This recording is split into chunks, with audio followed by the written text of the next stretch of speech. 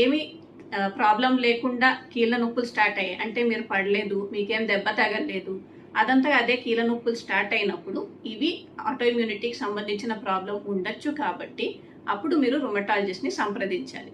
Accidents తర్వాత ఏమైనా దెబ్బ తగలడం వల్ల ఏమైనా పని తర్వాత వచ్చే నొప్పులు ఎక్కువగా ట్రామా రిలేటెడ్ ఉంటాయి. కాబట్టి అప్పుడు మీరు ఆర్థోపెడిషియన్ని సంప్రదించండి.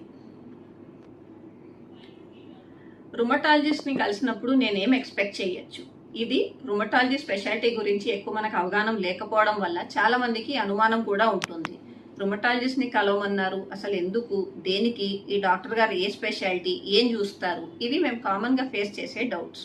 సో రుమటాలజిస్ట్ అనేది మెడికల్ స్పెషాలిటీ. ఇమ్యూనిటీ ప్రాబ్లమ్స్ వల్ల ఎప్పుడైతే మీ శరీరంలో తేడాలు వస్తాయో అప్పుడు మిమ్మల్ని రుమటాలజిస్ట్ని కలవమంటారు.